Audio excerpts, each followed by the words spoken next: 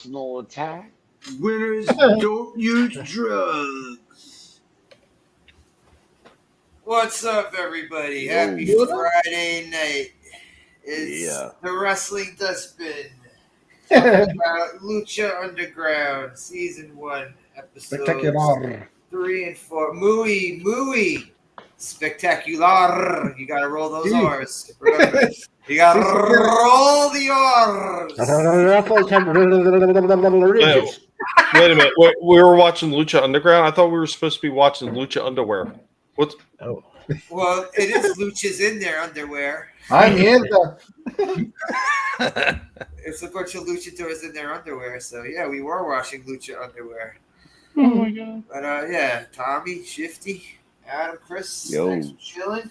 Yeah, man. Thanks for the invite. Talking about this, yeah. So yeah, Chris, you had never seen this No, show before, right? no. I'm, as a noob, like seeing this for the first time, I'm really disappointed that this is the first time I've ever seen it because this was right up my alley, dude. It's a telenovela mixed in with wrestling. It's freaking awesome. It's shot really, really well. It really Yeah. is. Well, it doesn't hurt to have Robert Rodriguez running the show too. Yeah. Guy has his moments. Yeah. Say what you will about Robert Rodriguez, but he does shoot some nice fucking movies, Yeah, he does. Sometimes he does overdo shit, but Sometimes it lacks any yeah. kind of cohesion or sense, but Oh yeah. As much as I like Desperado, there were some really, really stupid parts in that movie. I will say that. But yeah, episodes 3 and 4, continuing from Dario Cueto. This guy's hilarious, man. I'm sorry. Just his face makes me fucking laugh. And I remember seeing a clip of him as a doctor on Always Sunny. It just sticks in my mind. It was fucking funny. But Adam, you never seen this either? I've seen later on, but yeah, I hadn't seen from the beginning. No. Oh, you got to see the later seasons? Yeah, I remember seeing some here and there. Friends that had satellite, I think it was, wasn't it?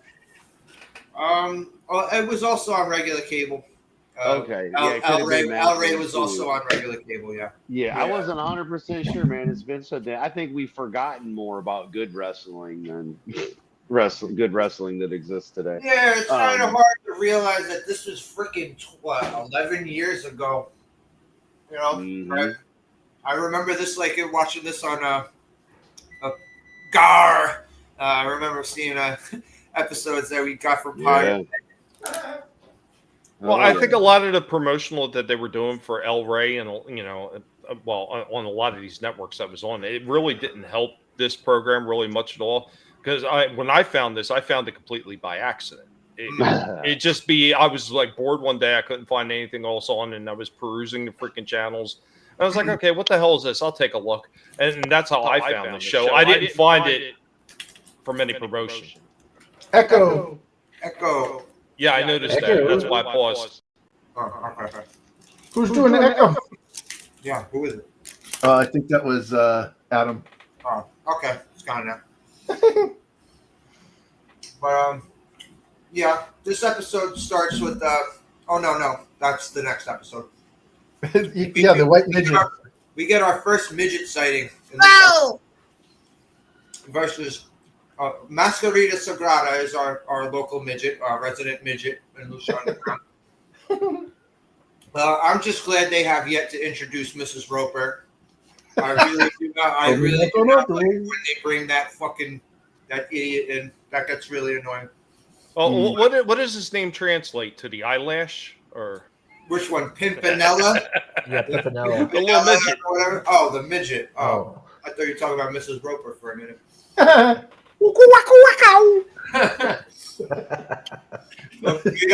we got a midget versus what really looks like a fake luchador. It's like some tan guy that they were like, let's just throw a mask on him and call him Mexican. Local talent. Mariachi Loco. What a It's their version of El Generico. Yeah. Well, what is it? AEW had Pendejo. They actually had a guy named Yeah. Fandano. Yeah, the commentator's like, you know what that means, right? Oh my god.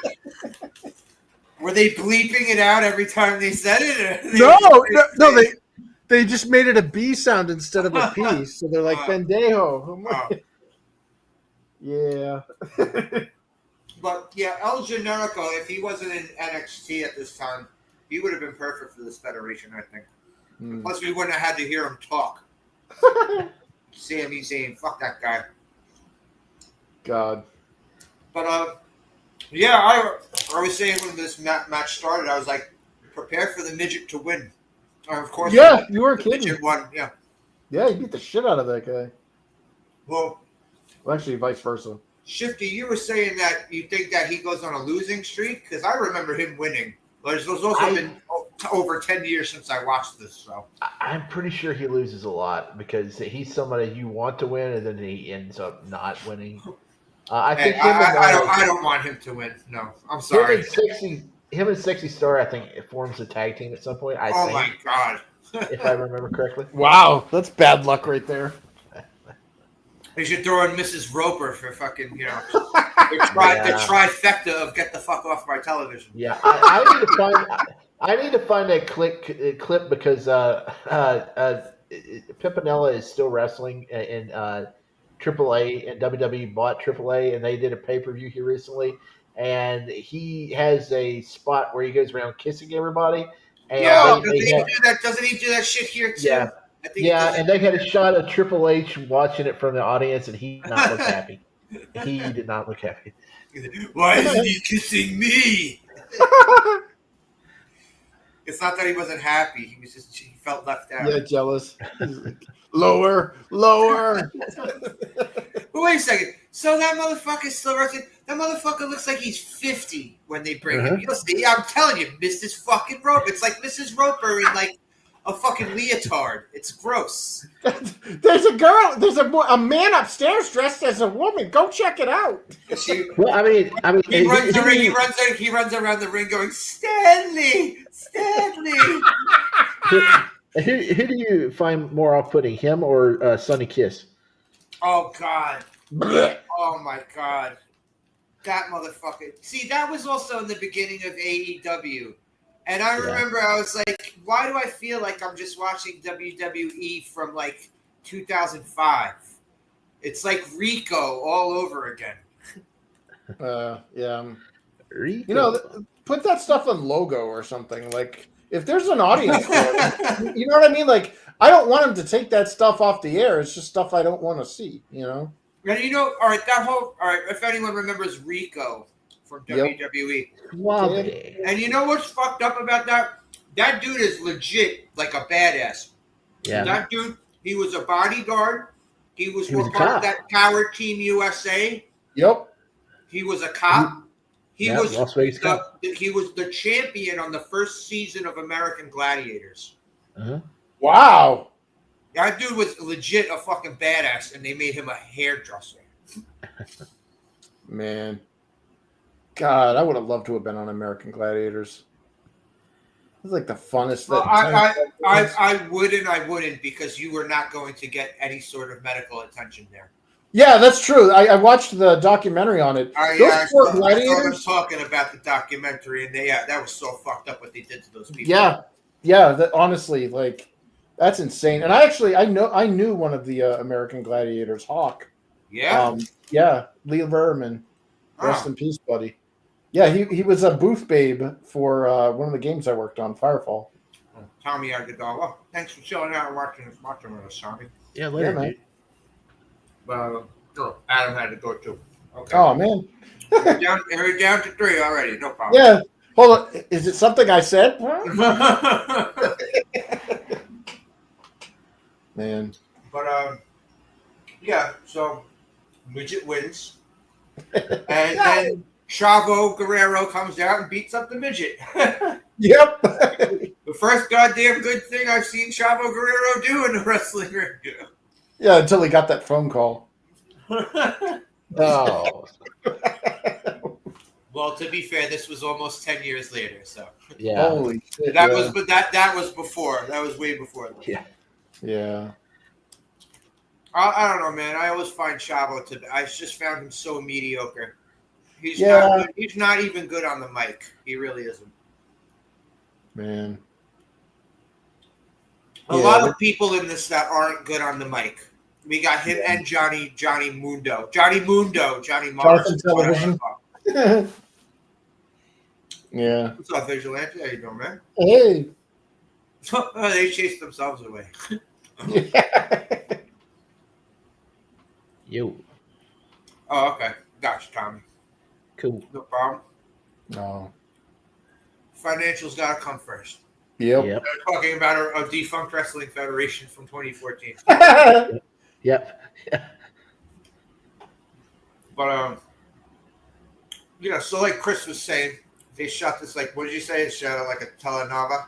Yeah, telenovela. Yeah, like this was totally straight out of like Empezar or what was it, Los Destinos. Like I love that. Like it got you hyped, dude. Like I'm a noob. I don't know anything about this shit, and I see those little promos and the way everything is so perfectly shot. It got me hooked.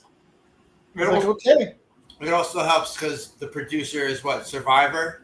Yeah. Yeah. Survivor and Big Brother and all that shit. I think having it on El Rey and it being kind of like niche in its like exposure or whatever did Lucha Underground a huge disservice because this is really good. You know, Like, well, this he is put it on massive his stuff. own. He put it on his own network, so he didn't have to shop around. He didn't have to shop around for a TV deal. I would have either done syndication or some type of like delayed release or something because like somebody was mentioning if you put this live on Netflix, I guarantee you this would still have been a hit. Unless it got really bad in those later seasons that I'm not aware of. Yeah, I don't know how much worse it gets in the later seasons because I saw up to the beginning of season 2, and I was highly disappointed because that chick Katrina, like she lost all her weight in like the good. Oh, dude, that's the other thing. Like every one of the women they had in the wrestling was like a dime. Like they were all super hot. Like there wasn't any like, oh, she tried. Even the ring announcer chick, she's fucking hot. Yeah, they were all, even Sexy Star, who apparently got blacklisted for breaking somebody's arm. She deserves it. Fuck that. Yeah, screw that. Wait till next season when you have this girl slithering around the ring as a cobra moon. Oh yeah, that's the snake chick. Okay, because there's a snake chick and then there's a butterfly chick. Oh, a mariposa. Mariposa, yeah, that's her name. That's Spanish for butterfly. But yeah, this is the gimmick of the whole show was the telenovela angle was dope for the first few seasons. So how much worse did it like? I know later on they bring in Jack Swagger, and that dude is like just the big version of Chavo Guerrero to me. He's just so blah. You don't want vanilla in this spice. Yeah, Jack Swagger he's okay in the ring and just dreadful on the microphone. So. But it doesn't matter because he was still the best character in WWE All Stars. Well, I liked how they also had because like I was really surprised that they actually had it in English. Like I know it's on El Rey and everything, but like. So you were totally expecting spectacular. Well, yeah, because I mean, hablo, but like Penta there when he was giving his promo, I was like, oh yeah, he's not speaking in English. Oh yeah, they had his promos subtitled. Yeah. Yeah, because he barely speaks in on AEW. So it was cool seeing him actually do like a full on, and it was weird seeing him as a heel like that because I've generally seen him as kind of like an ambiguous face. Yeah, see, I was always used to him being a heel from this because this is where I first saw him. Yeah. They put on a great match, by the way. What time is it? Not overly done. No need for boring 20 minutes arm or headlocks. Yeah, the match is quick in this. Yeah. They face. And when they do have long matches in this, it's actually for something. It's when they start bringing in titles into this. Yeah. They sort of phased out the rest hold stuff out of wrestling man, back in the mid, like I read probably the 2010s.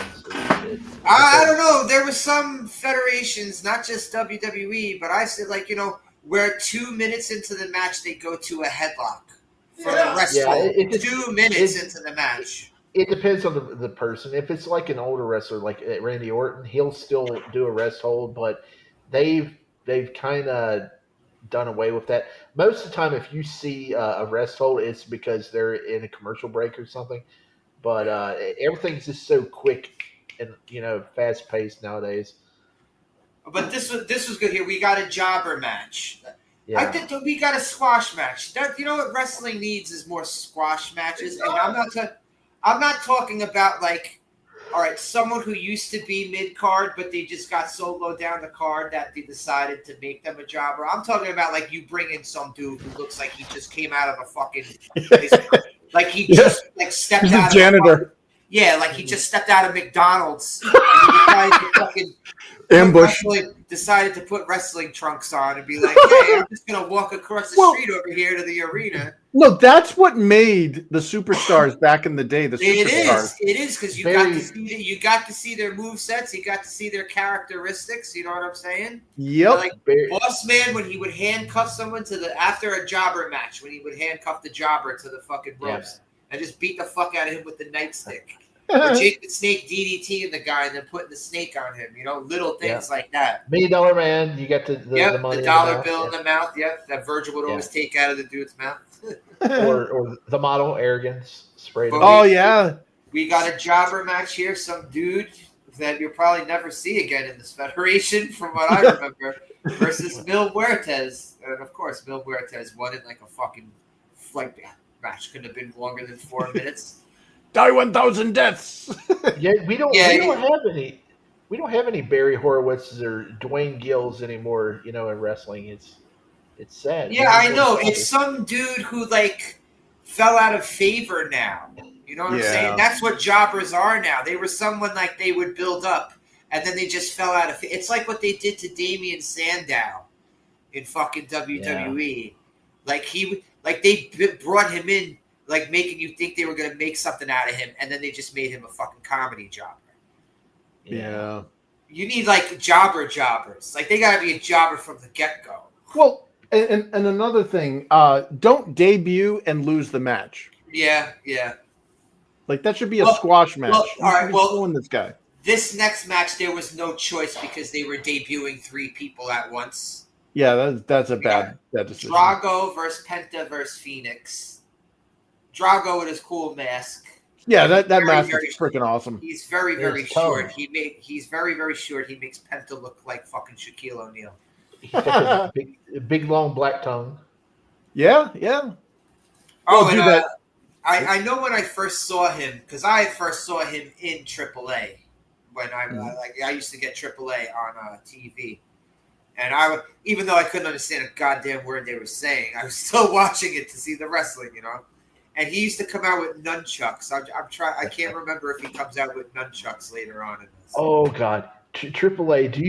Did you ever see that one guy that he was roided out? I mean, you could tell he was roided out, and he had his whole body painted red, like they.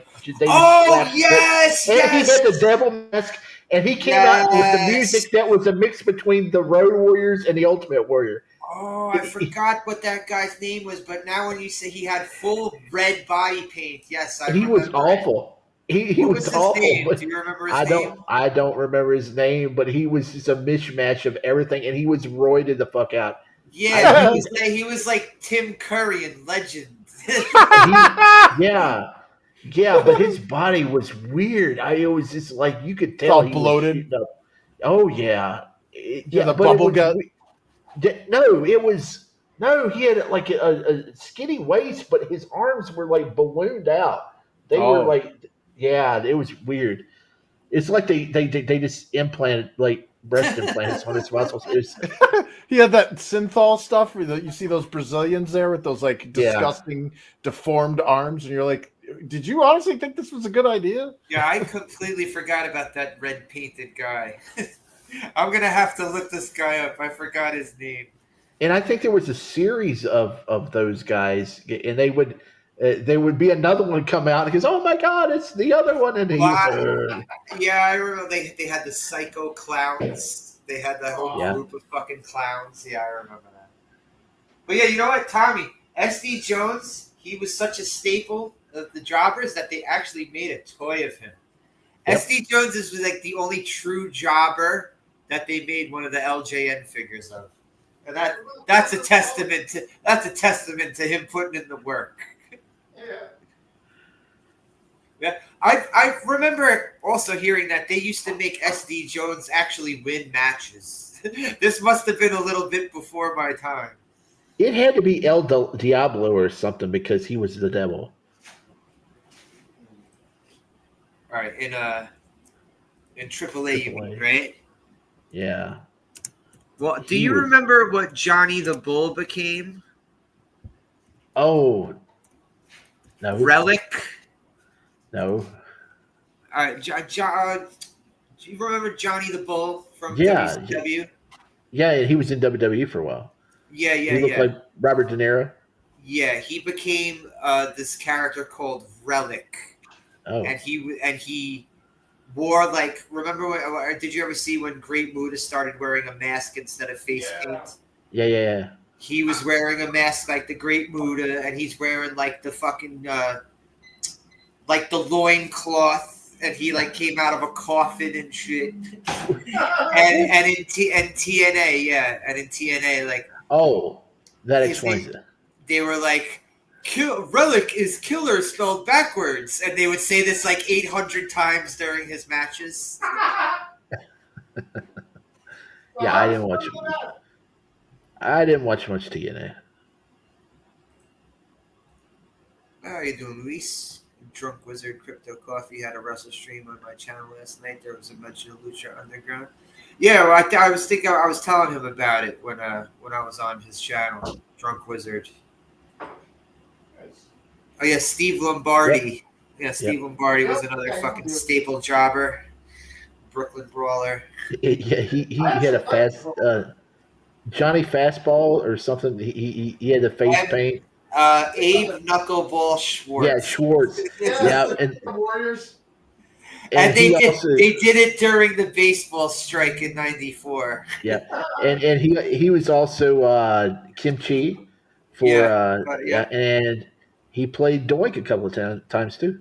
A lot of people played Doink after Matt Bourne left. Yeah. Yeah, Luis SD. That was special delivery. He was one of those guys where they would do the thing like when you ram the guy's head into the turnbuckle, and then he just looks at you, and then he starts beating his own head into the turnbuckle, like every single Samoan wrestler. Yeah. But yeah, the third match we got some triple lucha action with Drago, Penta, and Phoenix, and they were all debuting, so somebody was gonna have to.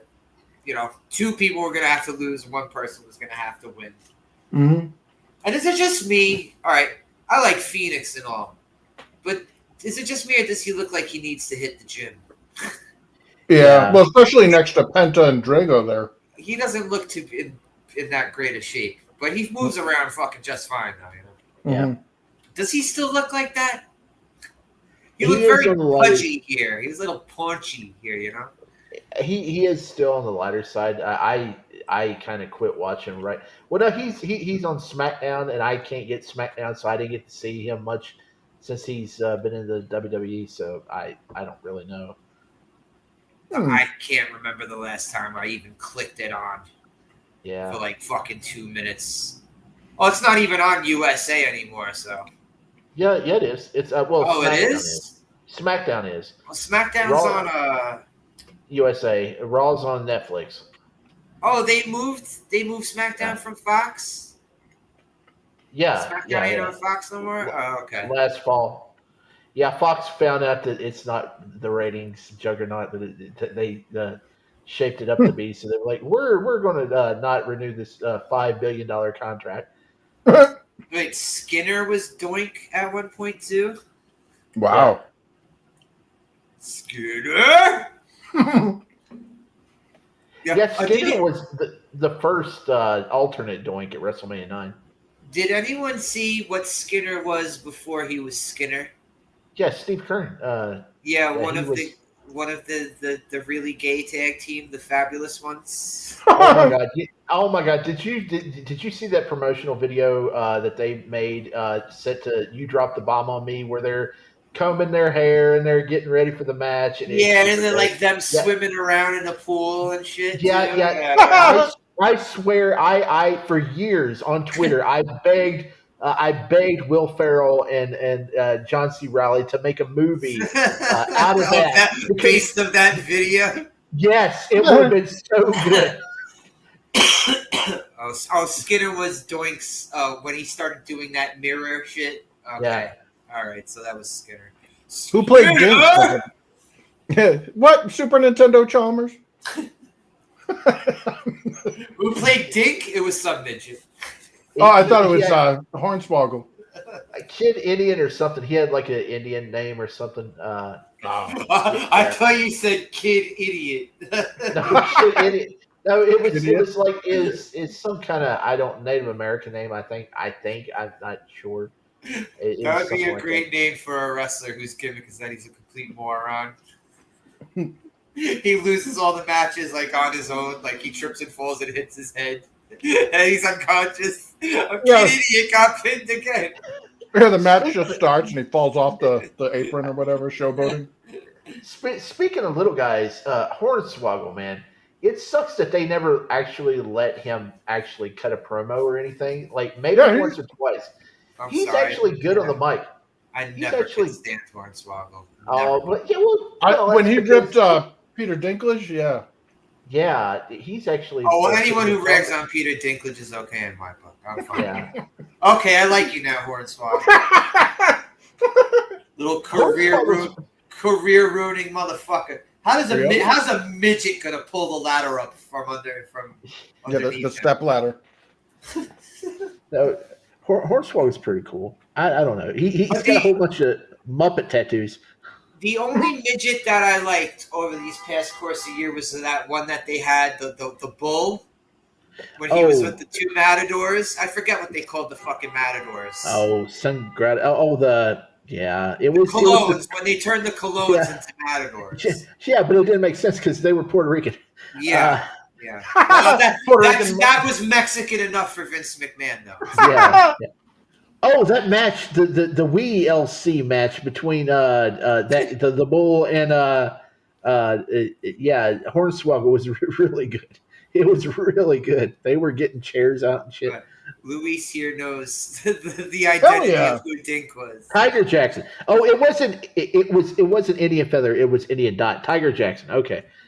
That sounds okay. That was there. Los Matadores. Okay. Los Matadores. El Torito. I did like that midget. I gotta say. Yeah, he was cool. I liked it. Yeah, Oh my God, am I saying midget too much? Is Peter Dinklage going to send the angry ankle army after me? The little person. That's him beeping. Yeah, but no, that's him outside beeping in Barbie's dream car. He's getting very angry.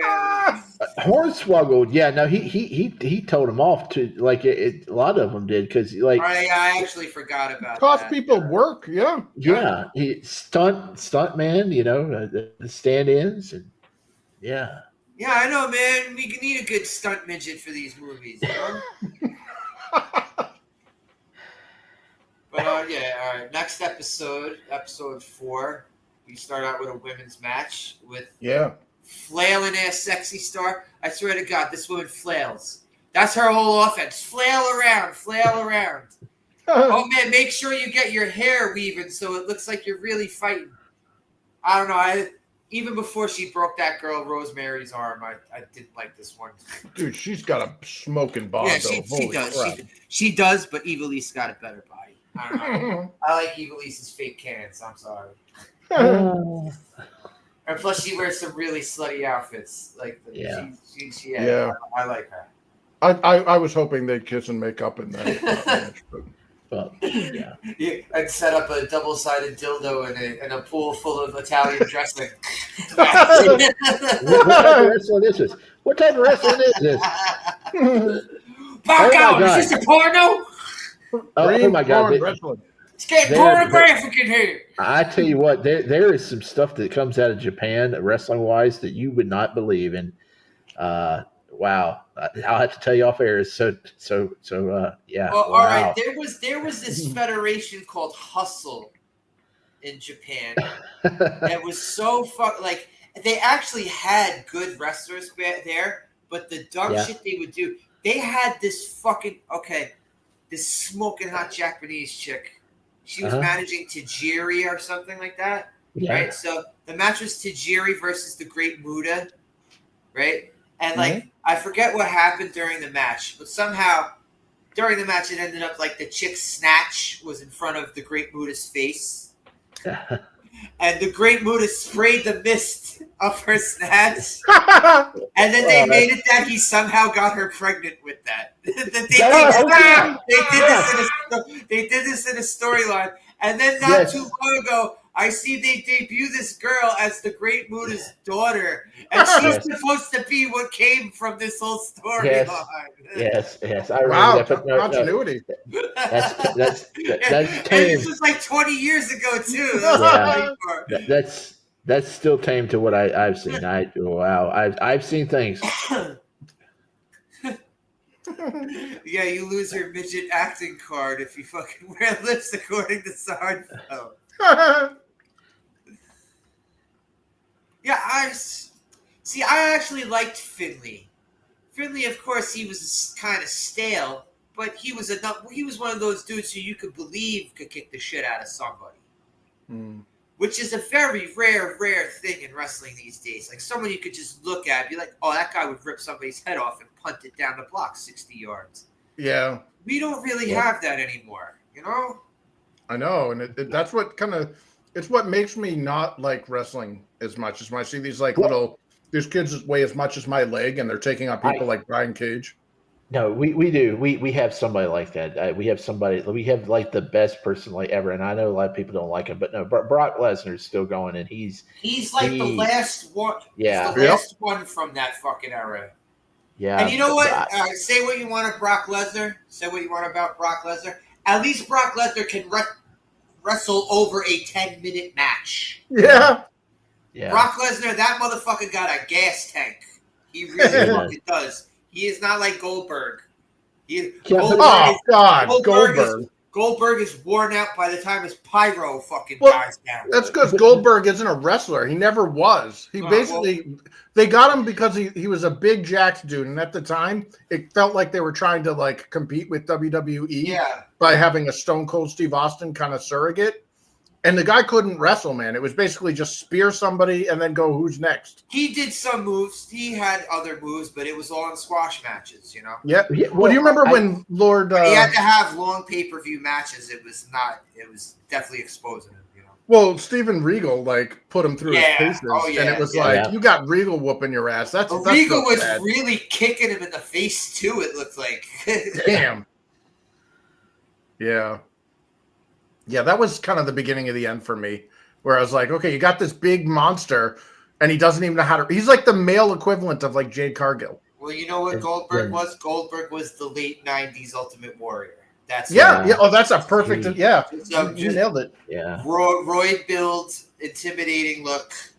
He's gassed in fucking 2 minutes. It's weird you bring that up, because... Warrior's the reason why Bulldog's no longer around, and completely because Davey Boy got hurt on the trap door that they had for the Warrior in WCW. I remember hearing about that. They fucked him up real bad. Yeah, and then they fired him. I think Goldberg kicked Brett in the head, and that ended his career. So thanks a lot, guys. It's crazy two great wrestlers. It's so crazy to see that Bret Hart is the only one left from the anti-American Hart Foundation when they decided to make a crew instead of just the tag team. Well, Bret Hart's best work on a microphone ever was when he was anti-American.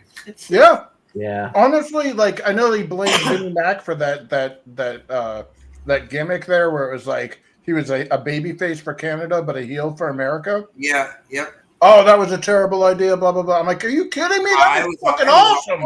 Awesome idea.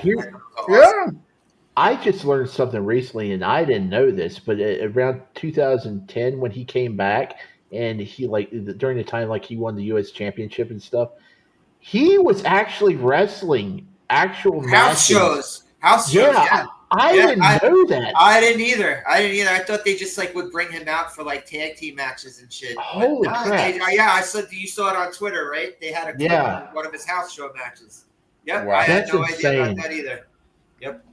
But yeah, I remember hearing stories like this. Finley broke someone's finger for calling wrestling fake. I remember hearing that. Oh.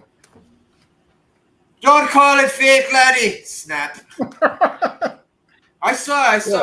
It was after they let him go, and he was wrestling. He went to the Indies. I saw a fucking oh shit! It was 2011 or 2012. It was at this place in Times Square, BB King's. It's a really small fucking club, BB King's, and yeah, it was Finley was wrestling there. Wow. Vince wanted to put Welcome back, Tommy. Welcome back. Vince wanted to put the world title really bad on Finley because he's all about pushing the Irish character. Irish. Yeah, that's why he pushed Sheamus so hard.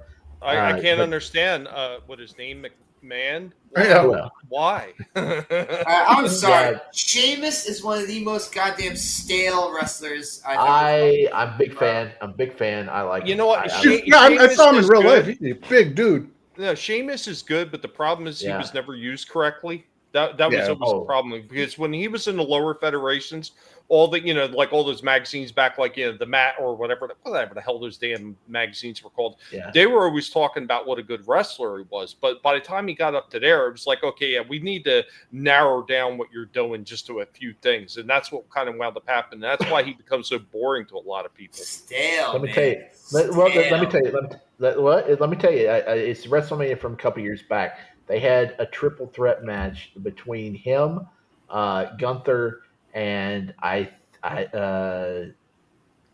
McIntyre.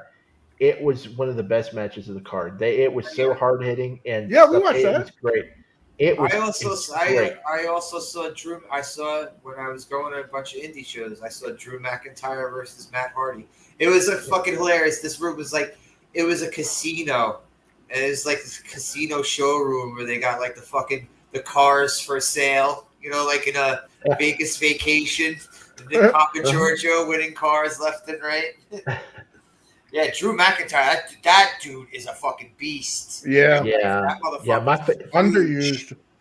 My favorite Royal Rumble, the 2020 Royal Rumble, where he won, which was totally unexpected. When he knocked Brock out of the ring, right? Totally unexpected. That was such a great Royal Rumble because you had Keith Lee in the middle that come out and getting on Brock Lesnar. That was such a great event. I never understood what they were gonna do though. You were supposed to win the Rumble to get a shot at the title. Yet Brock entered with the title. What was the point of that? Just to have star. It was just to have star power in the Rumble. That's all it was. Yeah.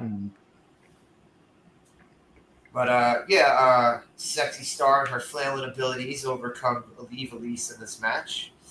Later on we get to see Ivelisse shine. They do trios titles in this, and then I kind of like this. They're not afraid to have men throwing the women around and shit. It's kind of like what they used to do back in the Attitude Era. So we still got a little bit of the Attitude Era, peeking its nose into this. That's what I liked about it. And it's not a woman choke slamming some dude who's fucking 6'4". Yeah. I really wish that they would have changed that in the WWE because when Rhea Ripley was built, when she was stacked, she probably could have some good matches with some smaller guys on the card. But since then, she's kind of lost a lot of her weight, and she's more of just a typical women's wrestler now. The last bit I remember was that WrestleMania match where it was Ronda Rousey and Kurt Angle versus Triple H and Stephanie. Yeah. And they were actually letting the women and the men fucking I remember Ronda Rousey going at it with Triple H. That was kind of funny. Triple H. Yeah, cross sex matches are never like they're a lose situation for all the male wrestlers because it's like Yeah, if it they is, win, especially if they lose. Yes, especially yeah, if they lose.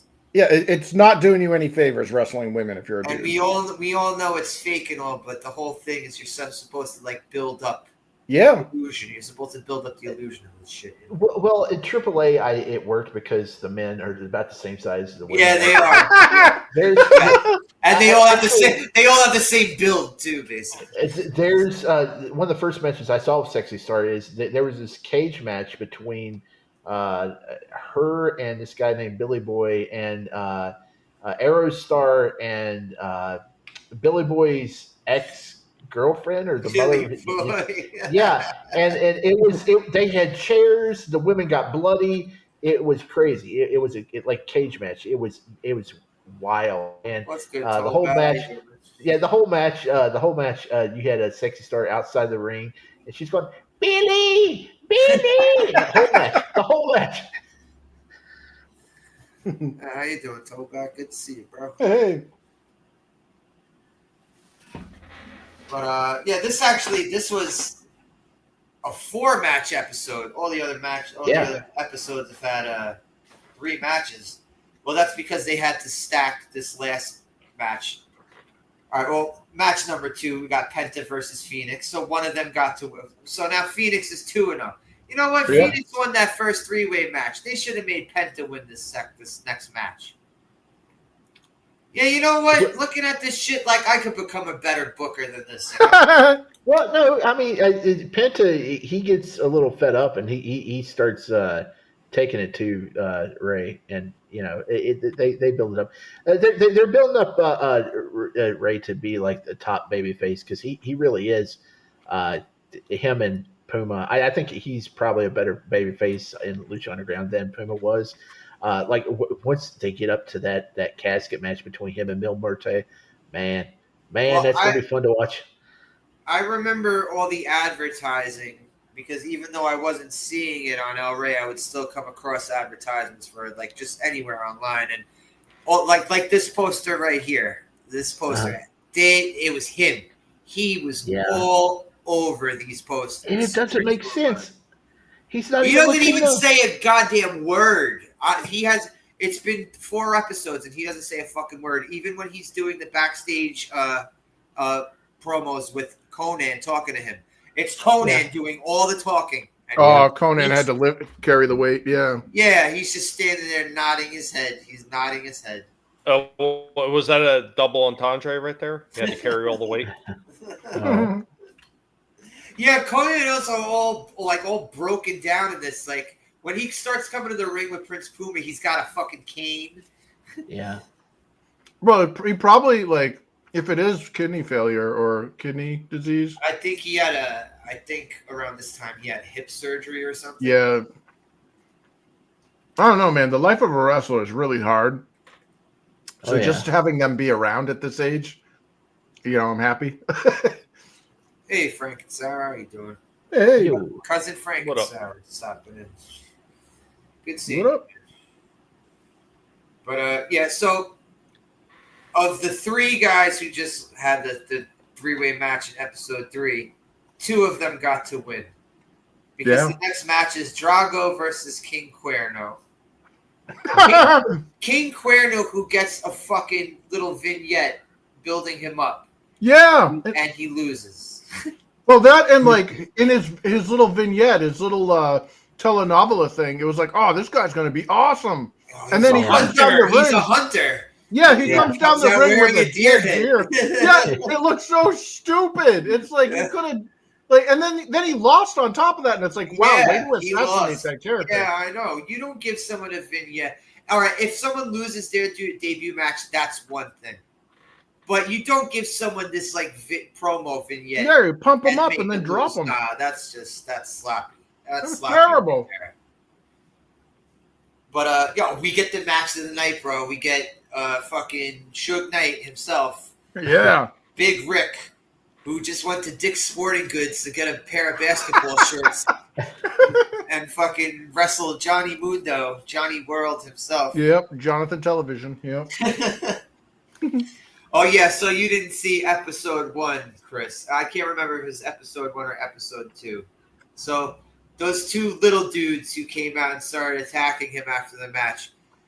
All right, so Dario Cueto, the Vince McMahon of this whole thing, he offered was it $100,000 to someone to the winner of the match between Johnny Mundo and I can't remember who it was from the week before. Let me check this fucking thing. It was Prince Puma. That's right. From episode 1. So then he betrays him and he takes the money back from Johnny Mundo, from Johnny World himself. And then he sends in the two little Spanish dudes and Suge Knight. And that's why Johnny Mundo wanted a match with Suge Knight over here. Big Rick. What was his fucking name again? Ezekiel Jackson. There you go. Yes. This guy had a couple of years in WWE too, I think. He wasn't like here and gone. Let me see. Because he was in it was after they kicked Wade Barrett out of the Nexus. Mm-hmm. And then he started a different crew. He was part of that crew. Oh my God, he was there that long? Oh my God. What? He was from FCW to WWE, 2007 to 2014. I didn't even realize he was there that 7 years? Damn. Jesus. Yeah, he goes so far back to when it was FCW. Oh, that's right. I forgot he was Brian Kendrick's bodyguard on SmackDown. I forgot about that shit. The man with the plan. Yeah, his plan was to fucking stop being employed. That's what his plan. Well, he succeeded. But yeah, this is the first one we see with a disqualification ending. Because the two little Spanish dudes come out and attack Johnny Mundo and beat him down. Poor Johnny World. What's he going to do? Conan doesn't want Prince Puma getting involved in his fight because he's just a fucking white boy. Can't be fighting alongside a white boy in Lucha Underground. Los gringos. Pinche gringo. But yeah, that's wrapping up episode 3 and 4 of these. So what do you think, Chris? What do you think of this so far? Like I was saying at the beginning, I'm disappointed that I didn't know about this earlier. Had I would have been a fan. Because professional wrestling lost me a little bit before this. Like the mid early 2000s is when I kind of checked out. And this would have kept me. Was it around the purchase of WCW? Yeah, when WCW was absorbed into the Fed, and there was no more competition there, and they just stagnated. I was like, this is boring. It's all corporate crap. And I hate to say it, like I don't want to knock the Fed, but like they have a few bright spots in there. They got some great talent. But the booking sucks. It's so mechanical now.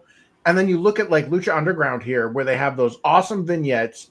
You got people like me who have no idea what the fuck is going on, and you got these cool little telenovelas that are like pulling you in and hyping the shit out of these wrestlers, and you're like, "Oh boy, it's gonna be good." You know, and then I like the dingy arena look. I do too. I like how they call it the temple, and they got the Aztec calendar. What's up, Scrambles? How you doing? Everything about Lucha Underground presentation, I give that an 11 out of 10. This is what would like if I would have seen this. I would have been like, "Whoa, what's this?" And I would have actively pursued watching it. Yeah, I got to watch it for as long as I could. I don't know what happened where I ended up stopping watching it, but yeah, this and NXT. I was watching these every week. Yeah. And NXT, I hated that fucking crowd. Oh my god, goddamn fucking brony ass fucking SJW morons. Yeah, the purple hairs and the dude. You deserve it. You deserve it. Yeah, I swear, I'm watching a fucking NXT. It was one of their pay-per-views. It was Finn Balor versus Nakamura. They're chanting, "This is awesome," before the match started. Shut the fuck up. Yeah. Well, yeah. But Yes, I mean, it is unwatchable. It is very unwatchable for me anyway. it was Mhm. it not was for, a not for moment though. Shifty. Shifty loves it.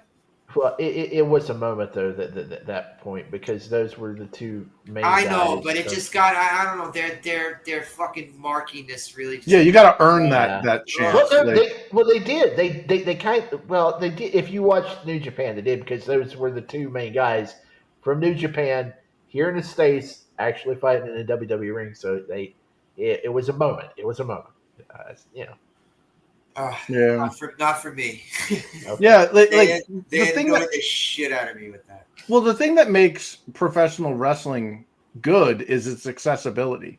Like Yeah. those little promos that WWF used to do, where Boss Man, and it was like, oh shit, Nails is gonna come and kick Boss Man's ass. Like I want to see it. What is it? Sunday night, yours is mine. It's like, oh shit, I gotta clear my schedule for this. Whereas the newer stuff, it's like you have to know, like you have to do homework. You have to know the full story to even know why they're saying this is awesome. Like if you don't know that and you just see the chant and it's like, what the fuck what is going on? Exactly. They were in the ring and they didn't even throw a punch yet. That's what bothered me. Yeah, well, see, they're so bad about mentioning why the crowd. Yeah, is saying just that give because context. just like these two were like the top guys, and well, they kind of did. They said that the top two guys in Japan, but they couldn't mention New Japan because they have a working relationship with all Japan wrestling, so they will. Yeah, it's all tied up to where they can't really go into details, and it hurts the moment, but it was a moment. But next week we'll be back with episodes 5 and 6. Yep. I kind of gotta rush and end the show quick, but thank you guys for chilling. Vigilante, Luis, 2DG's live show, Tollbat, Frank and Sour Scrambles. Thanks for chilling, and tomorrow night it's going to be a discussion about another 48 hours. All right. Thanks for chilling, guys. Have a good one. Yep.